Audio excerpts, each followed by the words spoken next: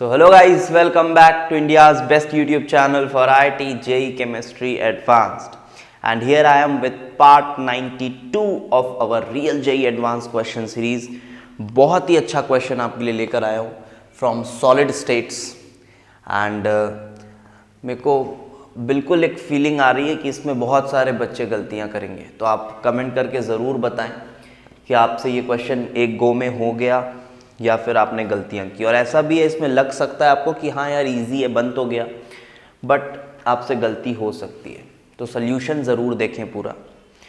और 28 सितंबर से हम अपना कोर्स स्टार्ट करने जा रहे हैं.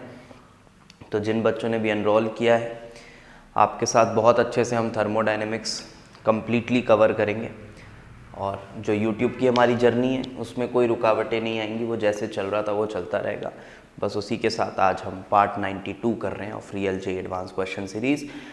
जो बच्चे हमको YouTube में फॉलो कर रहे हैं वो पूरी सीरीज़ को बहुत अच्छे से देखें. जो भी लेक्चर्स अपलोडेड हैं उनको बहुत अच्छे से देखें, उनको बहुत फ़ायदा मिलेगा, बहुत कुछ सीखने को मिलेगा. और JEE एडवांस की अगर आप सिंसियर एस्पिरेंट हैं तब तो आपके लिए ये चैनल बहुत ही ज़्यादा हेल्पफुल होने वाला है. ठीक है, चलो तो आप इसको सॉल्व किया आपने, अब हम करते हैं इसका सल्यूशन. तो चलो देखते हैं इसका solution, the most important part of the video. तो यहाँ पे बोला क्या जा रहा है, देखिए. X forms icosahedral dodecatomic molecules with density this much. It crystallizes in FCC structure with edge length of 1.2 nanometre with lattice positions as well as tetrahedral and octahedral voids occupied by the molecules of X. बढ़िया बोल रहा है statement, आपने पढ़ा भी होगा, लेकिन इस पे थोड़ा फोकस करना होगा आपको, इस पे फोकस करना होगा. ये शब्द बड़ा इंपॉर्टेंट है इस क्वेश्चन में. फिर से बोल रहा हूँ, रूटीन क्वेश्चंस में से थोड़ा सा अलग है. रियल JEE एडवांस सीरीज में आपको कोई भी क्वेश्चन मिलेगा तो उसमें दम होगा तभी आपको यहाँ पे दिया जा रहा है, और वो रेलेवेंट होगा तभी दिया जा रहा है. तो अच्छे से फोकस के साथ सॉल्व करा करिए पढ़ के क्वेश्चन को. तो देखो, नॉर्मली जब आपने लैटिसेस पढ़ा है तो आप ऐसा पढ़ा है ना आपने कि एक FCC बना रहा है. जैसे मैंने कहा कि X FCC बना रहा है, तो बच्चों का क्या थिंकिंग रहता है, बाय डिफ़ॉल्ट ऐसा थिंकिंग सेट हो जाता है कि हाँ X जो है वो लैटिस बना रहा है FCC, मतलब ऐसा ही आप सोचते हो हमेशा X X X X X, यहाँ पे X, उसके बाद सभी फेस सेंटर्स में X, आप ऐसे ही सोचते हो. और आपके मन में ऐसा सेट ही हो जाता है कि हमेशा ऐसा ही तो रहता है, एटम्स ही तो रहेंगे और क्या. तो आप यहाँ भी वही कर सकते हो.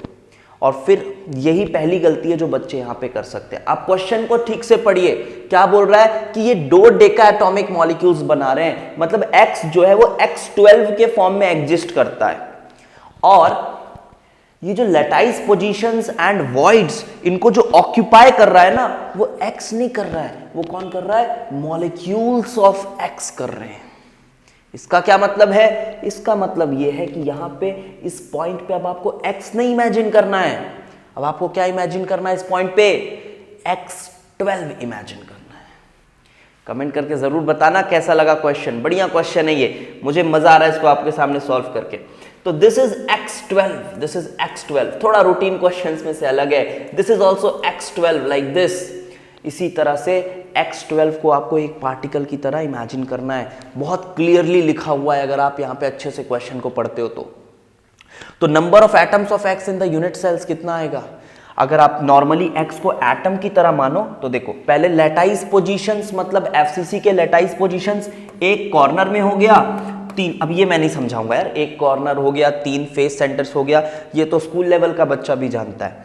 प्लस टेट्राहेड्रल वॉइड 8 हो गए, ऑक्टाहेड्रल वॉइड 4 हो गए. जी हाँ, तो टोटल आपको बन रहा है कितना, 16. तो कुछ बच्चों ने 16 किया होगा इसका आंसर. देखो ये गड़बड़ी हो गई. क्या होना चाहिए answer, it should be 16 into 12, क्योंकि we are talking about the atoms of X. We are talking about the atoms of X. ऐसी चीजें ना, ये आजकल के पेपर का ट्रेंड भी ऐसा ही देखा गया है. कुछ सिली एरर्स कराने की कोशिश करते हैं. ये आपका अटेंटिवनेस भी चेक करता है JEE एडवांस का पेपर. तो ऐसी चीज़ें आजकल ज़्यादा देखने को मिल रही है. 2021 का पेपर, 22 का पेपर, उसमें बहुत जगह क्वेश्चंस देख के ऐसा समझ आ रहा है कि वो आपका अटेंटिवनेस चेक करते हैं कभी कभी. ठीक है, ज़्यादातर क्वेश्चंस ऐसा, बहुत ज़्यादा सब्जेक्ट के डीप में ना घुस के ऐसी चीज़ें ज़्यादा चेक हो रही हैं पिछले 2 साल से.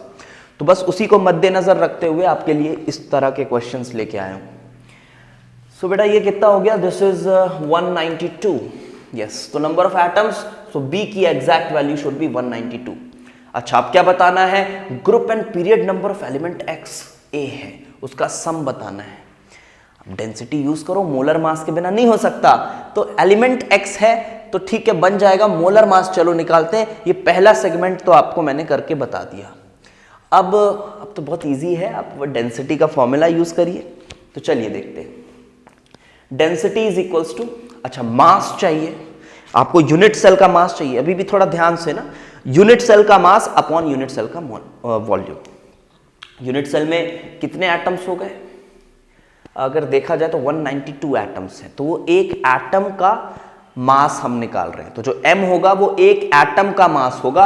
अगर मैं यहां 192 लिखता हूं, x12 का मास नहीं होगा. अगर x12 का मास होता ना वो, तो हम यहां पे क्या लिख रहे होते, हम यहां पे 16 लिख रहे होते.